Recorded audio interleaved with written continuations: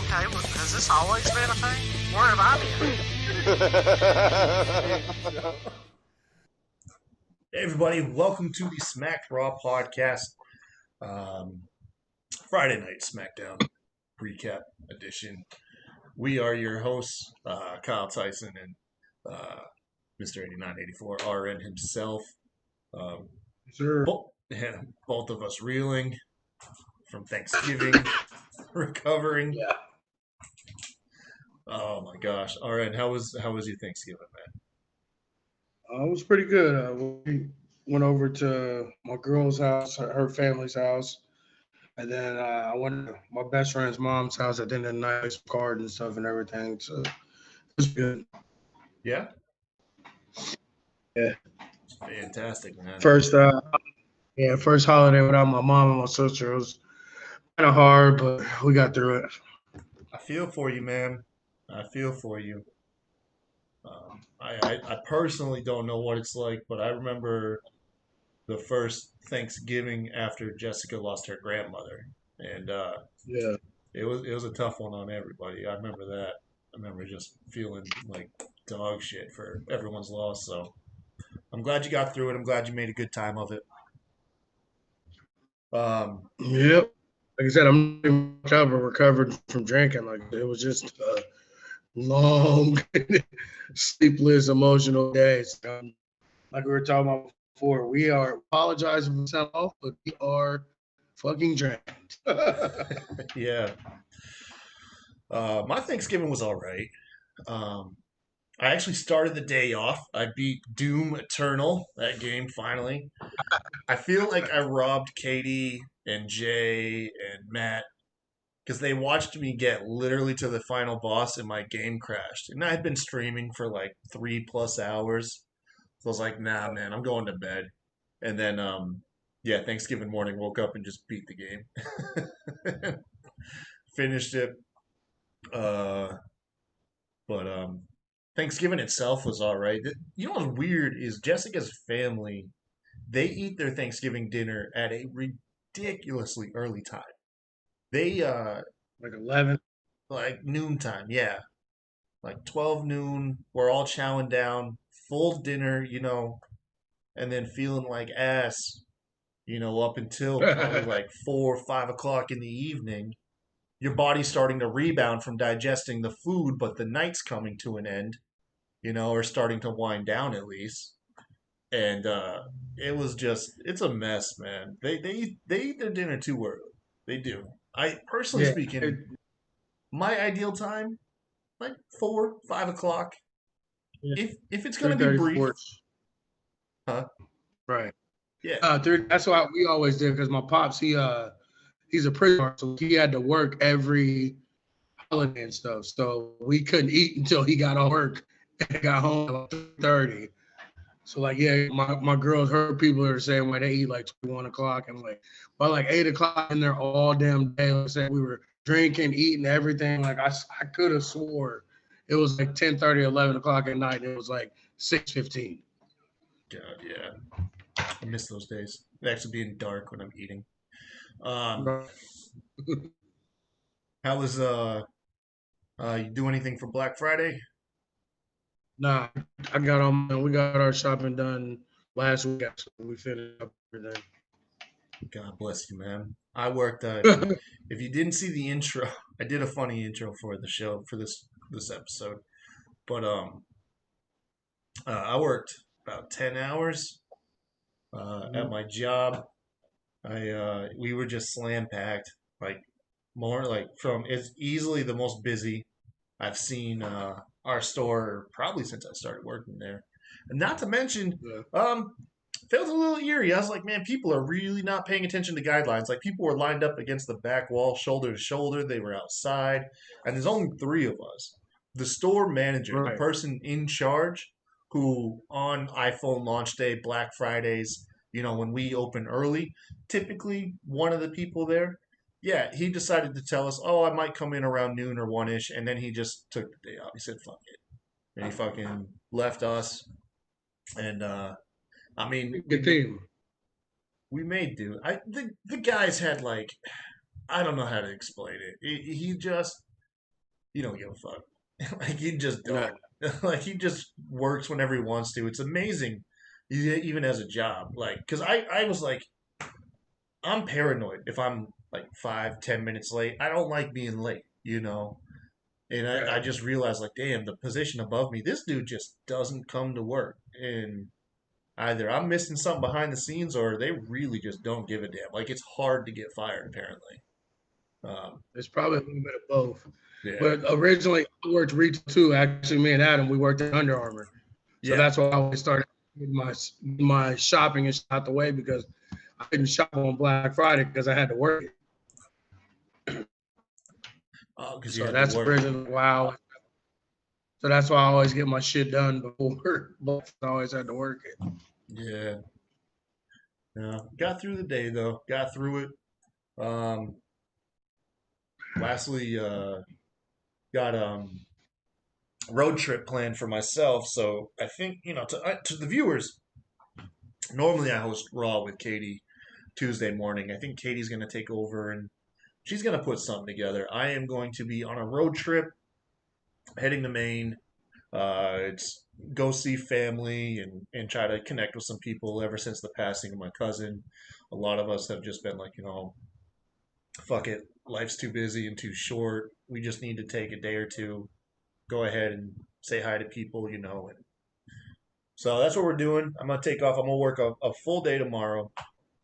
And literally, when I leave work, like an hour later, I'll start driving to Maine, which in North Carolina, that's about 17, 18, 19 hours, depending on how many breaks and stuff you take. And if you need to Yeah. sleep a little bit through the night, it's a hell of a drive. I'll actually, Yeah. I'm going to be driving in the span of time that I'm gone. I'll be on the road longer than I'll actually be visiting in Maine. I'll be in Maine for all of maybe 36 hours. Like I'll probably get to Maine around noontime and then leave the following day at night, maybe around 8 or 9 o'clock. So That's terrible. I'm telling you, man, I don't know why I would do this to myself. It's like our memory is really that important. Shit, at this point, I'll shitty everything for travel. You get a ticket for $50. Hell no. I looked up a plane ticket.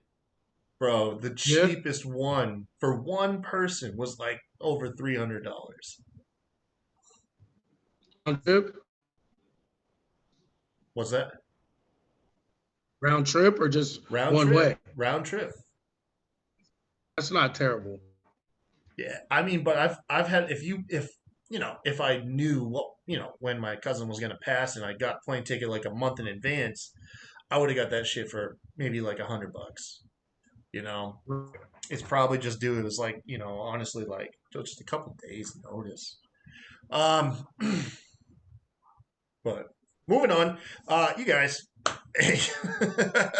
We're a pro wrestling podcast. If you're not familiar, man, we recap mainly WWE and AEW shows.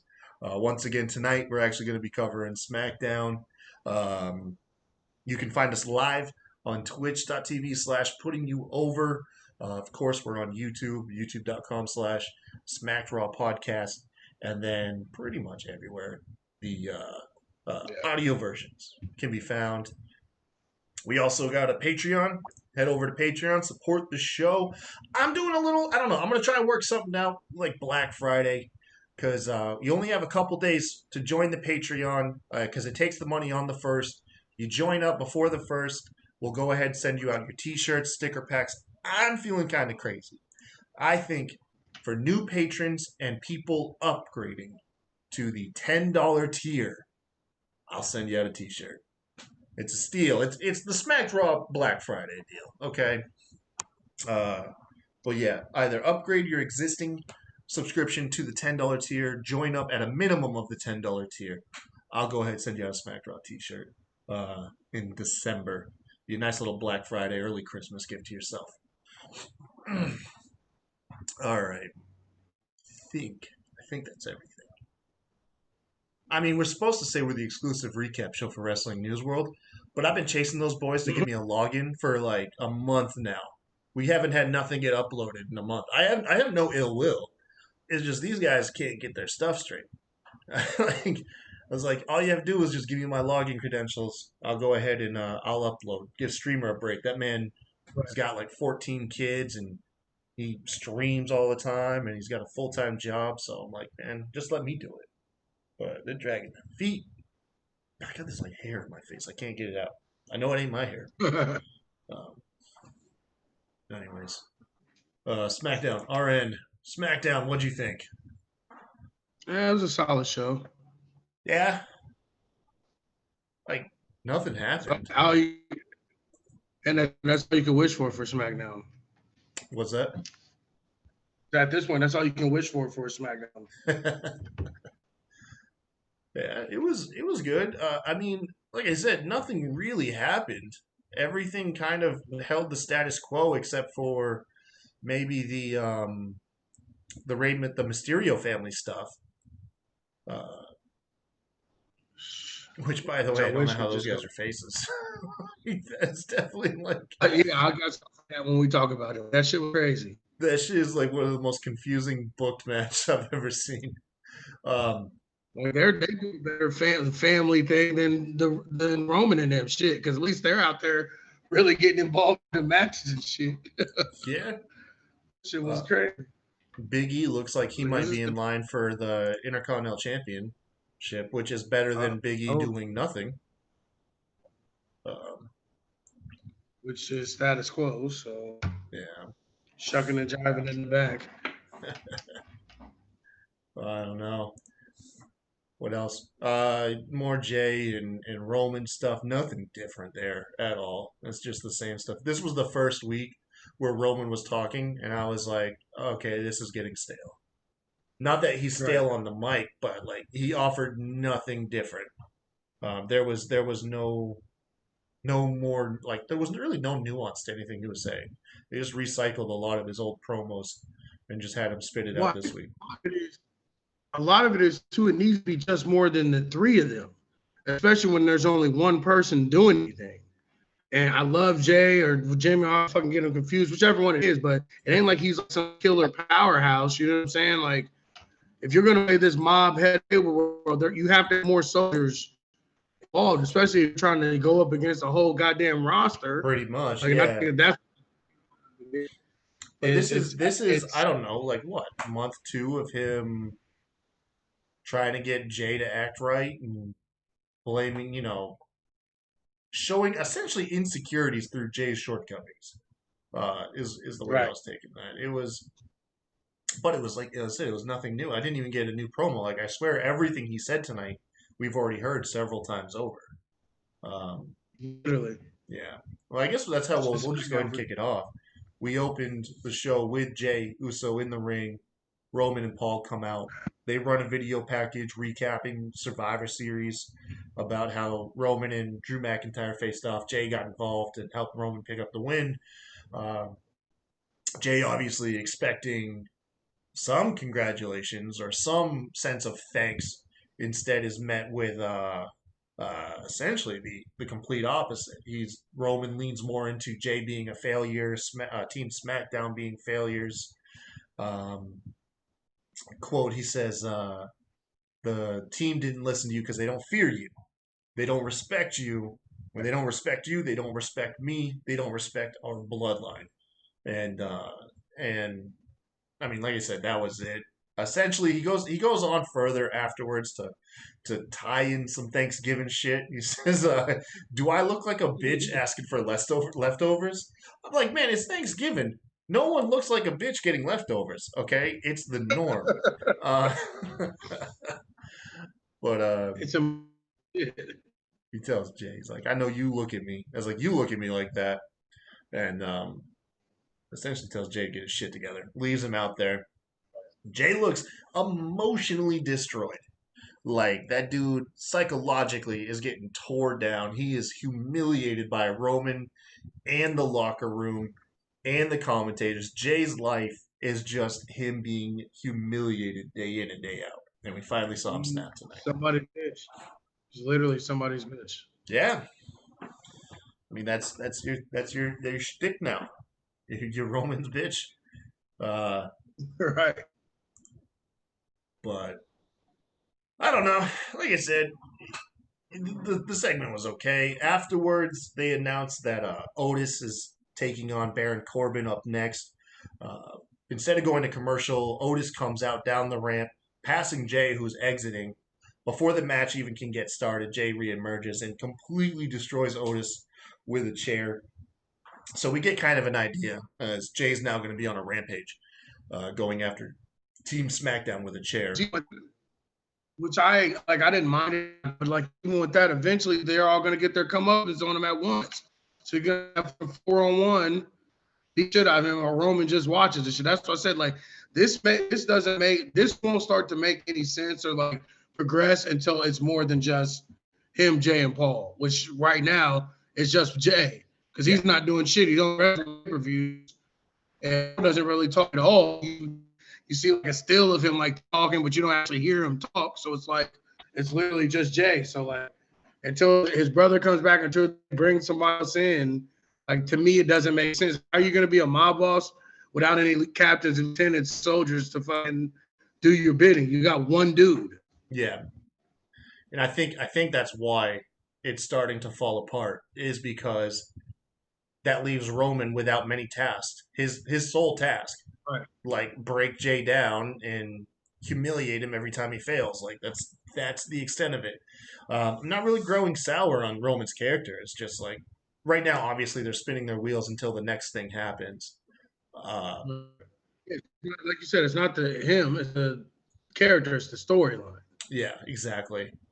I like what Steve from Going in Raw podcast said on Twitter. He said, "SmackDown's off to a great start as we see the complete emotional breakdown of Jey Uso. This is like Shakespeare but with chair shots." I thought that was pretty clever. Team Rudolph, Robert Roode and Dolph Ziggler, they call out the Street Profits. Whole lot of nothing here. The Street Profits essentially try to like roast Rudolph, and as easy targets as they should be, it was actually pretty lame. Montez Ford just took the easy shots, calling Dolph Ziggler HBK, and then Angelo Dawkins really oddly told Robert Roode he can't grow anything other than a mustache. Robert Roode has a full beard. Like his beard is thicker than Angelo Dawkins. That confused the shit out of me. One of the best beards on the whole damn roster. Yeah. Best beard and maybe head of hair on the whole damn roster. Yo, I think there was a writer who doesn't know who Robert Roode is and just saw a picture of Robert Roode from several months ago when he was rocking the mustache. And wrote Angelo Dawkins shit and didn't realize like, oh yeah, Robert Roode has a full fucking beard. Like that made no sense. I'm oddly intrigued how that line, like, what was the logic behind that whole fucking diss, man? Like I said, it just goes back to what I said before. When you have a bunch of fucking nerdy white dudes or people that were for young in the wrestling shit trying to write wrestling storylines and write wrestling storylines that have voice for young black dudes, it's gonna fall flat most of the time. Yeah. I mean, I even get the humor being corny. But the basis of the joke was Robert Roode can't grow a beard while he has a fucking beard. Like He only had that mustache for like a couple months. That was it. Like it was like he had it for a hiccup. I'm telling you, man, new writer, didn't get a chance to meet the boys. Just someone handed him some pictures of the guys he's working with, and he got an old picture of Robert Roode with a thick-ass mustache. I'm telling you that has to be what it was, man. Because that was when he changed to Robert Roode, because it was Bobby, and then he changed to Robert when he had the mustache. Yeah. I got no idea, man. I got no idea. They went on to have a match. The match was all right. Montez Ford missed a frog splash early on. Ribs are hurt. Kind of like the similar focus that we got with the match with the New Day. Nothing really happens in this match. I mean, it was solid. Ultimately, though, the heels got the win with a roll-up. How do you feel about this? After they just had a slam-bang match, beat the New Day, and they lose via roll-up. All their champions. And I wanted to make some shit like I always do because that's me pull the race card. But it's not that. It's the fact that they have no disrespect for any of their titles, and they absolutely don't have any respect for the tag titles. Like the titles are just there. Like if they weren't one day or was like we wouldn't have the fucking tag titles. They defend them once every 3 weeks on a Raw. It'd be some shit like this where a 2-minute match and they ends in roll up. Like they don't respect their championships in any type of way. Because you got even think about even the U.S. title, as good as the Hurt Business is and Bobby Lashley and everything. When's the last time he defended that goddamn thing? No, you're very right. Although, honestly, I don't really care. The title just looks amazing on Bobby Lashley. I don't know why I have an exception for him.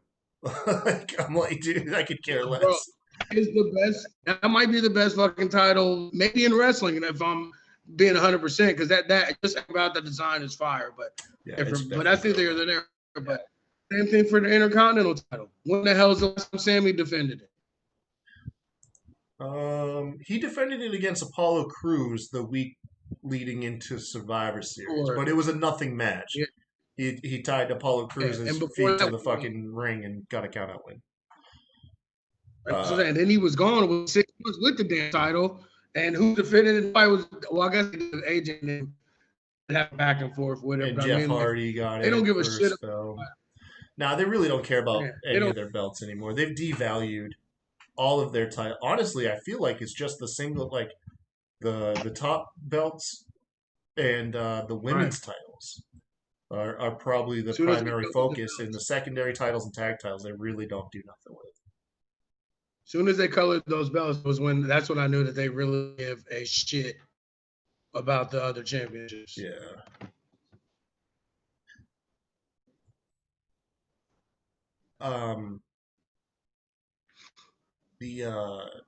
What I was gonna say is WWE don't do any favors with those roll up losses.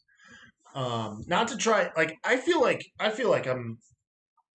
I don't compare WWE to AEW too much.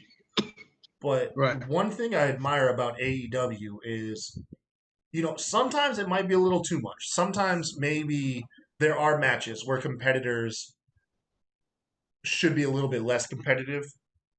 But they allow a lot of their matches to breathe and make everybody still look somewhat good, and then still have your champs win. Rarely do you see your champs lose in a non-title match. Honestly, I mean, someone could probably easily correct me, but I don't even remember really many non-title matches in AEW. But WWE seems to go the opposite route. They treat their pay-per-views as like canon matches where they'll give most of them pay-per-views a little bit more effort into their matches. But if you're not on a pay-per-view, it's like your skill level tanks. Like you can just get rolled up, schoolboyed, counted out. Like you take these cheap losses left and right. And it's like by the time a pay-per-view rolls around, no one really gives a shit about you. And I think it just plays on what you say, where they just don't give a damn about making their champs credible. No. Yeah.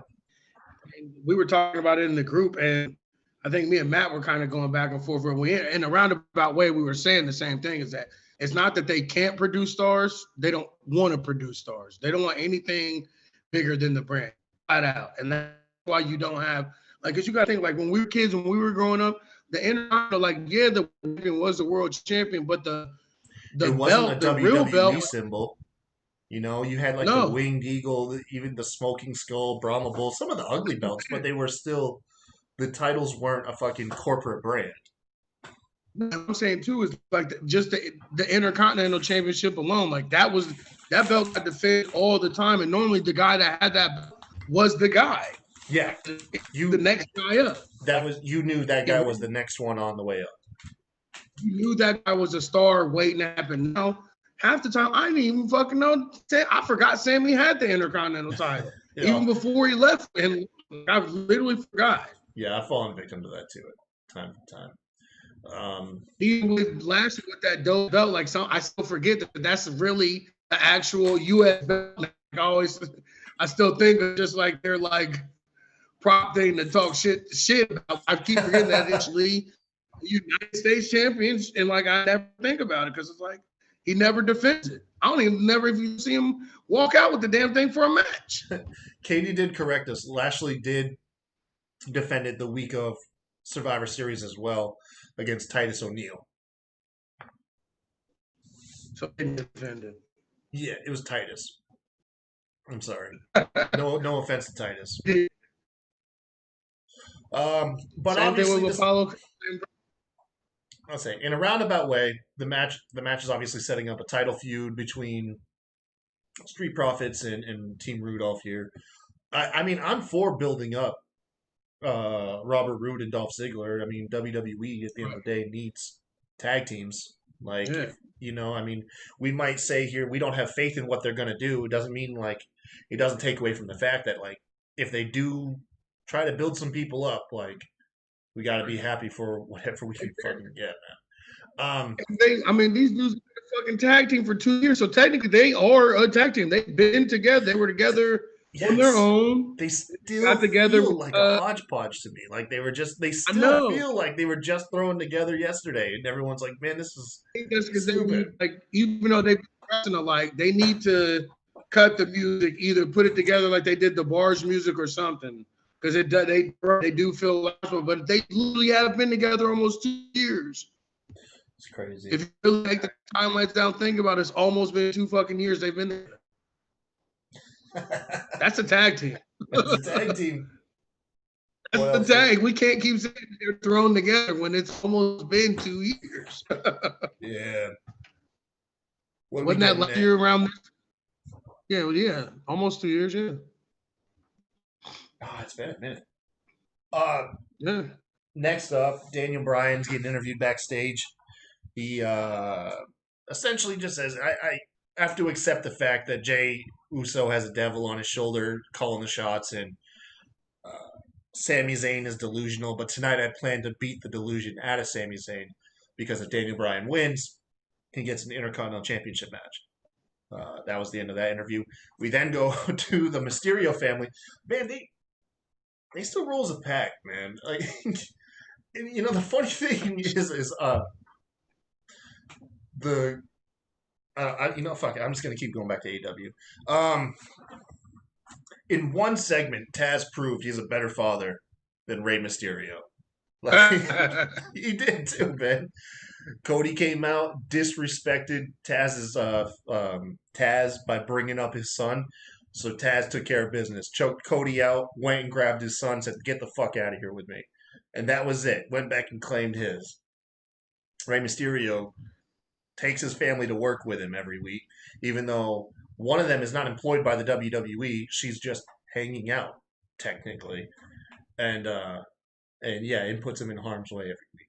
Although, however, he's letting his 19-year-old daughter get smashed by a 35-year-old guy.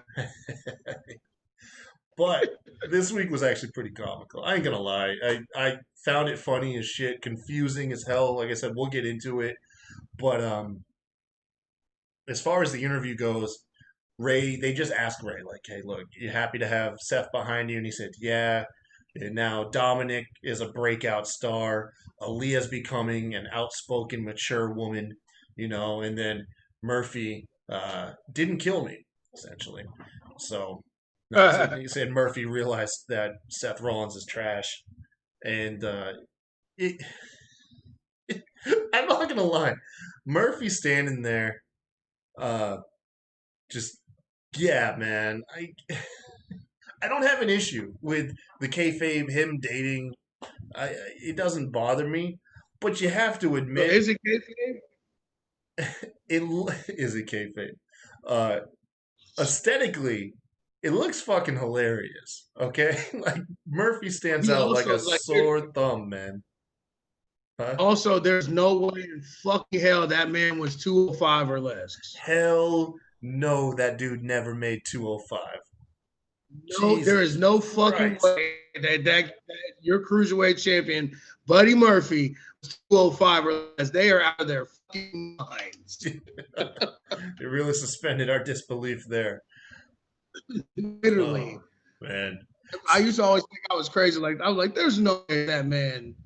They It's said he 205. cut so much, like him and Cedric Alexander. I was like, I could believe Cedric, but Murphy's got I to be didn't even like really believe 230. Cedric. Yeah, Cedric. Every bit. Yeah, they said Cedric had to cut like 10, 15 pounds. Yeah, bro. But, If you ever like go back and look at the matches with that when they come to face, they are the same size. If it's just maybe an inch or two taller, but they are. So you can tell me Seth Rollins was like 6'2", 6'3", 230. You're telling me that Buddy Murphy is 20 pounds smaller no, than Seth Rollins? no. Seth Rollins smaller than Buddy for real. Yeah, Murphy at his smallest is 220. At his smallest could be 220. If that. If Right. no, Like, I don't there's even no think he's that. I'm just saying that's about where I'm like anything below that. I'm like, nah, you're full of it. Like, but anyways, moving on. I gotta take. So we didn't do Survivor Series together. That was me and Katie. What briefly? What was your take on the Undertaker farewell stuff? trash. So Yeah, you too, huh? Well, Oh man, I first thought of all, I was the only one. I thought I was the only one that really just they did drug not out like like it. 10 fucking people. So I'm thinking they were gonna give us like a brief thing on why they're out there for the Undertaker, because like some of the guys we know, the BSK or whatever, his little clique or whatever, like, you know what I'm saying? All right, what the fuck is Triple H and all these dudes out there? Give us something. And then when they came back, they were in the ring, they were gone. So I'm like, all right, well, at least we'll get Taker something. Like, bro, it was 30 minutes I'll never get back. Now, like I understand why a lot of people really enjoyed it. What I just asked is to understand why a lot of people did not enjoy it. And I wholeheartedly mean, because I will admit I kind of got a little bullying on the recap. But after like a minute, I was like, creatively the segment was just so lazy. It was just show off some of Undertaker's friends, give him some TV time, take him away with no explanation, None. Don't even explain why they're there, If they Or were why there, they're gone. if they were there to honor the Undertaker, they're not even in his presence, Vince McMahon, calling Undertaker in, that's fine. But then Undertaker's entrance, I get it. It was just long, but I mean, hell, if it's going to be your last one, ride it out. But there was just, you made a big deal about how many people were going to be there. And it really was just spend 30 minutes to show off a couple people and then give Undertaker about 2 minutes of mic time. And I don't know, man. It just didn't sit well. Like, it was not, I was captivated for maybe 10% of that time. I wasn't captivated for any of it. Like, I would have been. Like, I knew we were long drawn out entrance. Like, I got that. Like, that point upset me. Like, I wasn't mad too. Like you said, with Vince bringing around, he's Vince's creation, his child. Like, you know what I'm saying? That's his. Dad. He's even said that's like his father and all that. Made him who he is. Like, I'm not mad at any of that. But what the hell did you bring out those guys for? Us sneak him away, and we didn't even get to see him. Dude. And like you said, you get the Undertaker like 2 minutes mic time, like unnecessary. All you had to do, bring those guys out, show a brief video of them hanging out with Undertaker in the hotel the night beforehand. Right. Drinking beers, interacting, some form of interaction. They didn't interact with him. They still, even though they were there to support their friend, you still separated Undertaker's character from his friends. You still drew the line that you couldn't cross kayfabe. And so I think that's what it was, is they wanted to maintain and break kayfabe at the same time. And it didn't. My thing is, like, I wouldn't be mad at that either. But, like, then don't do one or the other. Either bring him out to Mark Calloway and let him separate with his friends in the ring. Just don't bring those guys out at all. And like you said, play a video package of them hanging out and everything afterwards, and then let him be the Undertaker to home. Like you said, it felt disconnected and lazy for the amount of time they've been into it and getting us hyped up, things are just gonna happen for nothing to happen. Yeah. Like that was it was trash to me. I'm sorry. Yeah. Like I said, where I think what people enjoyed is I think people got wrapped up in Vince's promo, and I believe the entrance was very nostalgic and captivated people. And I think that's where a lot of people who loved it gave it a pass, was it reminded them of the past. Right. But like I said, at the same time, man, if someone else, if that didn't mesmerize someone else, it's not Undertaker hate. I'm not sitting here hating on the Undertaker. It's the segment. Oh. The segment just didn't feel right. And I could go on further, but I guess that's the most I can get out of this whole segment. That's just my thing too. That's all shit like that happens. It's like we're not hating if we didn't like it, or we're not hating if we don't get lived up to bar. Like I don't know anybody that's like Undertaker. Like there's genuinely something fucking wrong with you if you can't find one segment of the Undertaker's where you liked him. Like me personally, I loved American Badass. Like I know that's like taboo to fucking say. I love that shit. Like me personally, this dude wasn't no fucking Undertaker working at a funeral. I could see from like all the shit backstage when I was really getting into being a smart and shit. I know that American Badass Undertaker is really who he is. Whiskey drinking, ass kicking, leader in the back. Everybody looks up to him. So that shit to me resonated more with me than dude rolling his eyes in the back of his head and making lightning jump out the damn ring pole. You know what I'm saying? Like, I love that. So that's what I'm saying. Like, everybody has some version of Taker that you love. That doesn't mean we're hating. I was into Limp Bizkit and Kid Rock, man. So that's all it took for me. Something. Yeah. Anyways, the reason why I brought this up was Undertaker's video package from Survivor Series played. Yeah. Sami Zayn's match happened. He tried every trick in his book to beat Daniel Bryan between countouts and faking injuries and all of this. Ultimately, he did one-up him when he went and elected to get himself counted out. Instead of taking the countout victory, Daniel Bryan took chase. They went backstage. Sami Zayn emerged, came back out, ran in the ring for the 10-count victory. Daniel Bryan was left backstage, and it turned out that it was Jey Uso had jumped him backstage. So I guess that takes Daniel Bryan further out of the Intercontinental picture and pushing him more towards Roman. They're stacking guys up for Roman to be, because after the night is over, well, actually, I guess it rolls into the next segment. Kevin Owens confronts Roman Reigns, tells him this isn't your personal playground. You're on a massive ego trip, and you treat your family like trash, you know. And so I hate this shit. I'm sorry, I hate it for Kevin Owens. I know you hate him being a face, man. It's not Kevin Owens, man. Like, be who he is to the fullest. Even his move says he can't do the shit that he does as a heel that he does as a face. Like, it's just like I hate it. Like, this is, I know what they're trying to do and I get it, but it's like it's not working. Like, Kevin's not a star. There's nobody like Dante Kevin Owens wrestle. They're just not. So it's a failed experiment. Go back to him being a fucking heel. The problem, why can't, you know what I'm saying? See, the thing about Kevin Owens, though, is he's not really a good mid-card heel.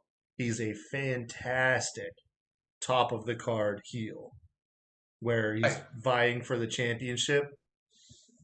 But if he was heel right now, he can't feud with Roman. He's going to feud for that Intercontinental belt. And I don't know, man. Your NXT Kevin Owens, Universal Champ Kevin Owens, and then Kevin Owens and Chris Jericho was just the dude's prime. Everything else has always felt lacking. Like him not being part of the main event as a heel, and granted you can't stay at the top of the mountain forever, but that just feels like perfect for the man. And he made a fucking awesome champion, in my opinion. It amazes me. Yeah. They never went back to him with that world title after his run with the Universal Championship. The man did fantastic with it. And like I said, he can be anything you need him to be. So that's why I'm mad, but I'm also not hating because this shows me that they do see some sort of value in him, especially because he does the fucking killing shows now just as much as Jericho used to do his stuff. So like he's always a part of something. But at the end of the day, like I don't think he's doing anything to move his career, move the needle on his career. Exactly. No, and that's what I mean is even turning him heel, if he's just meandering in the mid card, I don't think it's going to do much. He needs to be hospitalizing people. That dude needs to be crazed, the fucking loose cannon. And that's what I was saying. Like, even with that, then why you can put him with Rome. Like, this is a perfect opportunity for this prime shit that y'all tried to push on us. Like, he only does it to take care of his kids. Like, he doesn't the take prize fighter stuff. Yeah. This is John the perfect time when you got to do his right. Him beating up John Cena was just so fucking perfect, man. Right. But no, I'm saying you got a dude acting like a mob boss that needs hitters. Yeah. This is the perfect time This is the perfect time to turn Kevin Owens, and then you still got him around the main event. That he's still hospitalizing people. Him and Jake destroying the whole fucking locker room, the two of them, and talking shit because Jake can't really talk, but Kevin Owens can. So that means you don't have to have Paul and Roman coming in to talk and make segments go. Kevin Owens can be doing it. Like he was like, this could be where he could just be snapped. Like, I'm tired of being the good guy. It's not working for me. I need to fucking make a move. I need to really get back to what I do best, and that make money for my family. And that's when Roman comes in. Roman made me an offer I couldn't refuse. All right, so your mic cut out a lot of that, but I did pick it up. You believe at the end of this, Kevin Owens needs to be one of the hired guns by Roman, join this mob mentality that Roman leads, the mob boss mentality, and it will fill a lot of gaps. I absolutely agree with you. Actually, I didn't even think about it till you started saying it. I absolutely agree with you. I believe that Kevin Owens would fit in. I think it would be a little difficult at first, but I wholeheartedly believe Kevin Owens' chemistry with people and how he talks to people is fantastic. Like, I think you get one good segment, talking segment between him and Roman on the same page, and boom, he's a megastar. I definitely, and then Paul Heyman backing him doesn't hurt either, Exactly.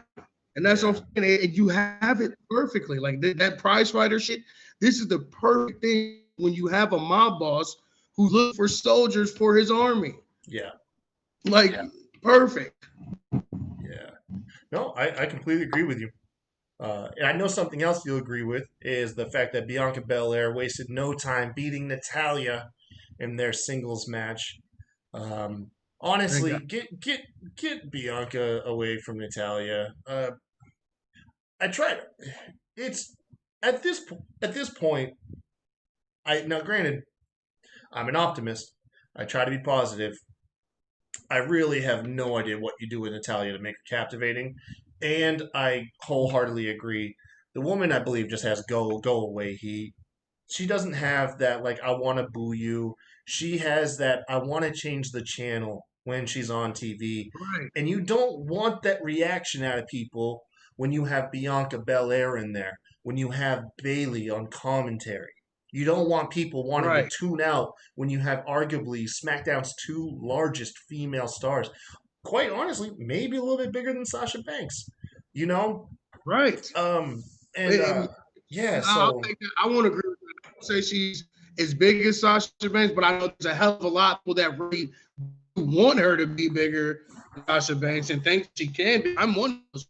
I think she could be the best woman in the business, and just like they think that that's an honor for going in there with Natty. That's not an honor. She's ass. What has she done? I get it from a wrestler's perspective. It might be an honor. Hey, you're a legend. I respect you. But from a television product perspective, no, man. Like, dude, just make Natalya a producer. Help Natalya. Let Natalya train people, man. Like, look at she's such a good wrestler. Let her train people. Look at what Lana has been able to accomplish lately. people know that's from Natalia helping train Lana.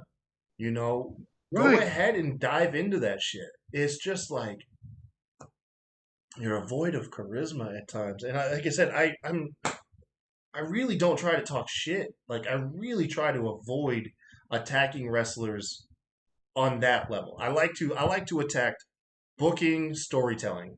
But with Natalia, man, I have a tough time finding any light at the end of the fucking tunnel whenever I watch her. And that's where I didn't get to this level of hate just overnight. Like it was just like it was the last like year, just seeing her in every fucking documentary, even documentaries that had nothing to do with her. They would find some way to like shoehorn her in. Every single moment one of the women they had found some reason to shoehorn her in. Like she'd come out and like join them in the ring and shit and everything. Like just so much shit. And then like watching her, she's not good at wrestling anymore. I don't understand how people can still keep living on this. Me and you have said it numerous times. Put the shooter on wrong fucking way, and that's supposed to be your bread and butter. The only thing people want to see you do. It's your finishing move. It's your finishing It's her family move, legacy man. finishing move, and she can't. She looks terrible every time she does. Yeah. Like she just has to do. Like I said, she's not terrible in the ring. I'm not saying that at all. I'm not saying she can't wrestle. I'm saying that she's not the wrestler that everyone still claims she is. Like she's not. She's not that in any way, shape, or form, and no charisma whatsoever. I mean, you do Live, laugh, love as a human, man. You're entertaining on reality shows. There's places for you that's more fun to watch. And like you said, like that's from her being Lana. Lana has made improvements. She's a veteran, taking the time to show you the shit. If you know she did that for Lana, who's been asked in the ring for 5 years, send her down to NXT and get her off goddamn TV screen. NXT, you might have to cover her more. Murphy has his match with Baron Corbin. So Baron Corbin originally slated to face Otis. Dude, this match fucking had me laughing and hating at the same time. Like, it's so confusing, the booking. And I'll let you get into it. But you have Murphy taking on Baron Corbin, the Mysterio family. Remember, everybody baby faces. Everybody is supposed to be a clean-cut baby face. We just beat cult leader, fucking Monday Night Messiah, Friday follower, goddamn Seth Rollins. We able to get Murphy to break free. And they all act like complete dickheadish fucking heels. And it was so hilarious. Corbin's having this match with Murphy, but you can't go 30 seconds without Ray or Dominic jumping up on the ring apron. Corbin goes outside. He's confronted by Aaliyah. Corbin would go for a pin, and Ray would hop up and distract the referee. Finally, at one point, Corbin's running the ropes, and Dominic swipes his leg, allowing Buddy Murphy to hit the V trigger. And then the icing on the cake is Corbin goes for a rope break, and Dominic breaks it up without the ref seeing. So the roles were completely reversed. Corbin was playing the valiant babyface. It was so weird, man. It was so weird. After the match, Corbin announces that he wants a rematch next week and that he'll be prepared. What's your take on all of this? They're probably going to debut a tag team that we won't give a shit about. That's what I think of. Oh, no. So you don't need... Dude, it's going to be your favorite people, man. Corbin needs what? He needs at least 2 or 3 people, right? He's going to enlist your favorite Mexican-hating, right-wing, forgotten sons come back. I wouldn't be mad. I really would be mad at like. Now look, so you have Ray and Dominic. So obviously, who was it? Jackson Riker has got the most heat, right? Yeah. So he's out. Right. So you got, who are the other people? I would get rid of Jackson Riker because he's the only one of them that is actually any fuck good. Sometimes you gotta turn a blind eye. I actually want to see him wrestle and actually kind of like him with DNA, regardless of the fact that he's a Trump.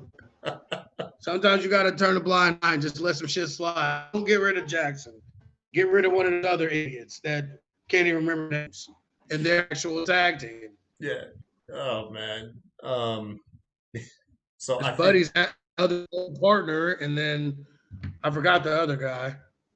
yeah. So Blake is one of them because I remember it's Murphy's former tag team partner, Yeah.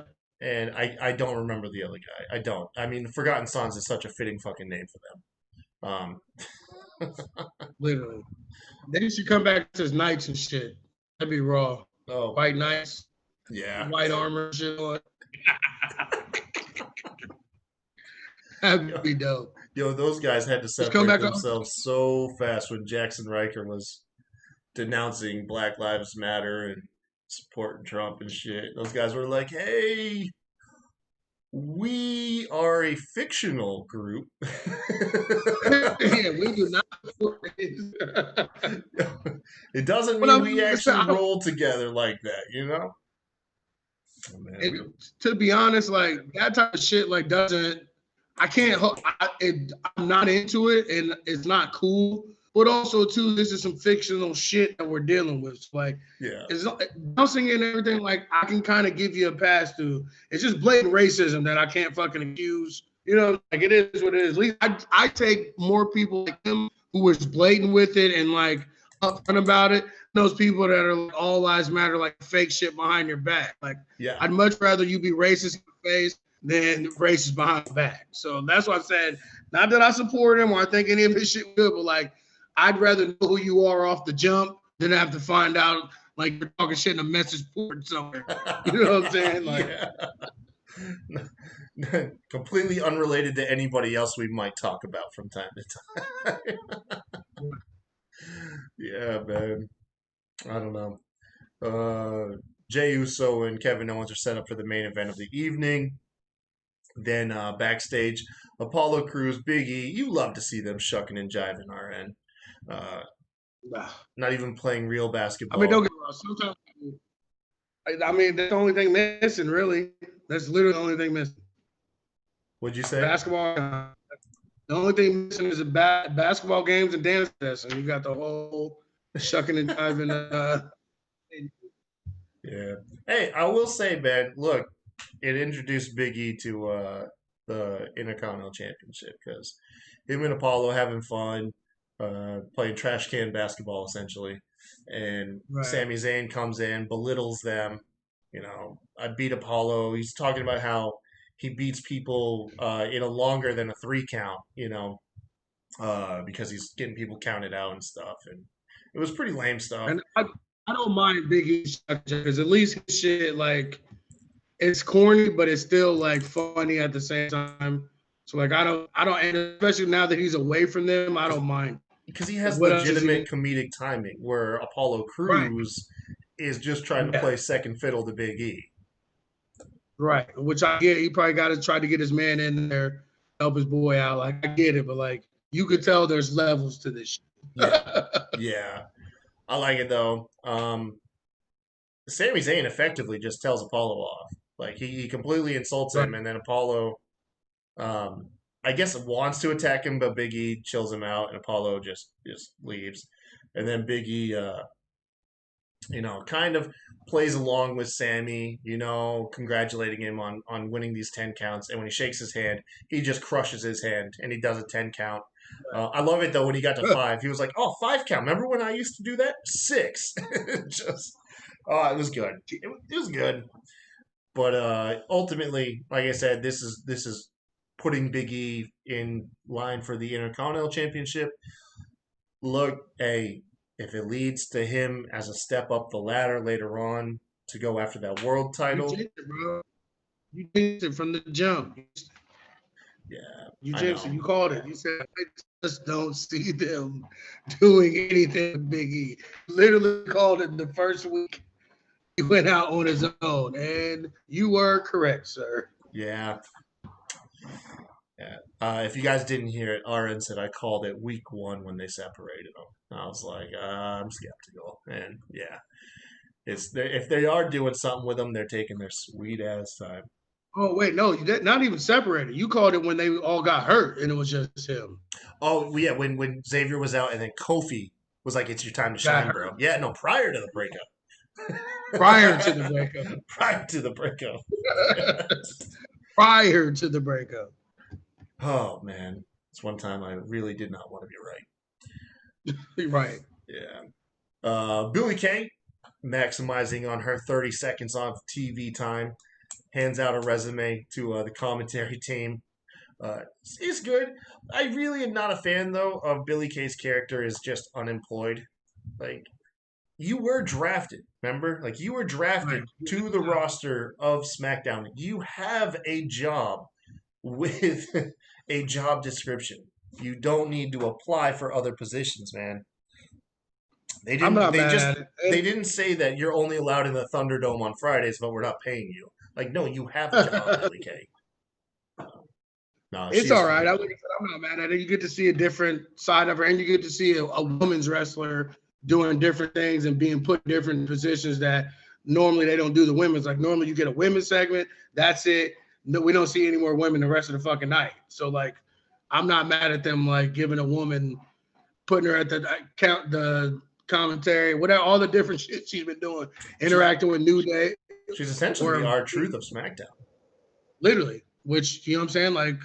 For a woman, that I mean, it sounds shitty, but for a woman, that's a prominent position because I mean, R-Truth the prime comedy spot, man. right, and R-Truth is on fucking TV more than anybody on the damn show. Yeah, no, that's true. Yeah, keep grinding, Billie Kay. RN, thank you. Way to be an optimist, man. Get a backstage promo with Carmella. She announces, I mean, it's the same thing. We're obvious. She's going after Sasha Banks. She wants the belt. She's done catering to fans. It's the status quo of any babyface that turned heel. I used to care about the fans. I don't care about the fans. Nothing new here. She snaps her finger to call for her. Huh? I think they dropped the ball on this character. Like it could have been so much more and so much different. Like she didn't even need to bring up any of the old Carmella shit. She could have just been like, I seen the light on something else. I want to try something new. Fuck the fans. Like, you know what I'm saying? Like just anything like that. It doesn't have to be the same thing over and over again when somebody turns heel. Like it really, you don't have to explain shit.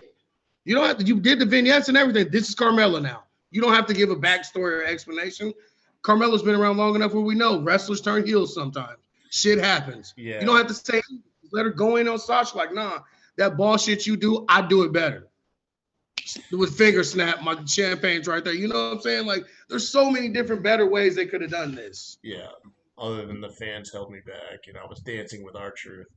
No, you're absolutely right. And R-Truth was the most popular she's ever been. It was when she was with R-Truth. God, dude, she really was. Really was. And they were good together. You know me, I hate that shit, but that was actually, they were entertaining as hell together. Well, I would put it up there with her and that, and then also her as Money in the Bank winner. Yeah. Her running around with that Money in the Bank briefcase definitely heel, made too. her. Made her. And she was a heel. So it's like, she's been a heel before. It's not that big of a deal. Yeah. Anyways, at the end of her promo, she snaps her finger to call for the glass of champagne. After two snaps, a hand emerges. It reveals that it's wearing Sasha Banks's says boss, like brass knuckles or whatever. Sasha Banks attacks her, gets her revenge. It's a pretty standard feud that I don't think is really garnishing much heat. And I feel bad because I feel like Carmella is not going to win this, and Carmella is just going to slide right down the card, and this character is, or lack thereof character, is just going to flounder until they find something else. She works well with something. Like it feels like whether it, like we just touched on it. A prop, Money in the Bank, another person to bounce off. When she was with Enzo Amore and Big Cass, or when she was with R-Truth, it feels like she's able to play off of something else other than much better than just running a solo show. Not that she can't. I mean, even fucking James Ellsworth, Right. she did some okay stuff with. I think that's the magic with Carmella is she just needs some energy to bounce off of when she's Right. out there. And there's no shame in that. I mean, that doesn't necessarily No. make you a duo act. You can still be a solo act. That's like any wrestler with a good manager or anything else. Um, Facts. yeah, man. Should Yes. put her with Billy Kay. Let Billy Kay be like her assistant or some shit. I Fuck think that would be yes. She hires comedy Billy fucking gold. Kay. Oh, that would be hilarious. Look at Oh, me that out here duo booking. would be hilarious. Yeah, I can see that. And Billy Kay can actually wrestle too, so like she could really be like her fucking human shield. Like she'd be a better rebel for for Britt Baker. She'd be a better rebel because she could actually fucking wrestle and do some shit for. No, Billy Kay can go, man. You ever see that Yeah. video? Billy Kay when she was on the Indies and she was wrestling another wrestler, and the girl, I guess that she was wrestling, got lost. Unless this was all planned, and then Billy Kay, they literally stopped the match. Billy Kay went heel and took her to wrestling school. Was like, you now with me, you're gonna duck, and then I'm gonna jump over you, like literally in front of the audience, like went heel and Yeah. belittled the chick. It was some of the most vicious, like uncomfortable heel heat I've ever seen. It was brutal. Well, they got her fucking. Yeah, man. I'm telling you, man, Billy Kay is talented. A lot of people believe that Billy Kay should technically outshine Peyton.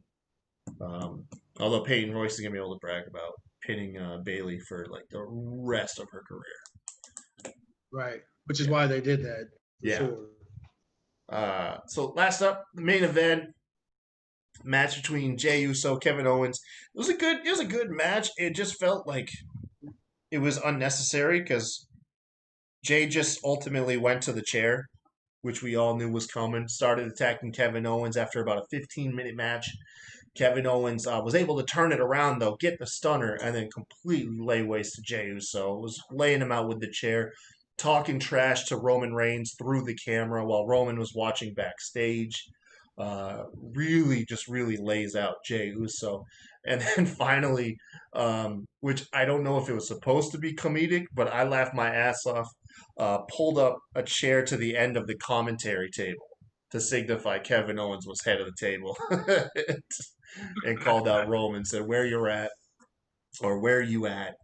And that's how we closed out the show. We're getting Kevin Owens destroyed yet again by Roman Reigns. How weird is this? When Kevin Owens was a heel, he got laid out week in, week out by Roman Reigns. Just did the job for him all the time. And now here we are, a couple years later, same situation, just the roles are reversed. Except Roman's going to be laying Kevin Owens out still. Poor guy. That's the thing that kills me. That he's not gonna get any fucking offense. It's gonna be a terrible fucking match. Yeah. It's gonna be quick, fast, and no. To be honest, he'll probably do worse than Jey Uso if I had to bet. Right. I bet Jey Uso I'm will put gonna up say- more of a fight. Absolutely. Yeah.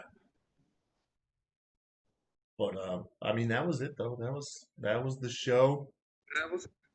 Like I said, honestly, the show was pretty much by the books. You got a couple new feuds. You got Big E, Sami Zayn. Baron Corbin is now going to be feuding with the Mysterio family. That shit was hilarious. Kevin Owens, Roman Reigns, and then Zayn and Big E, like I said. Yep. No, that's about it. Oh, and I guess Rudolph and the Street Profits, but I mean they're literally like the only tag teams anyways. So Yeah. yep. Anything you want to add? So no, I mean it was a standard show. I mean it is what it is.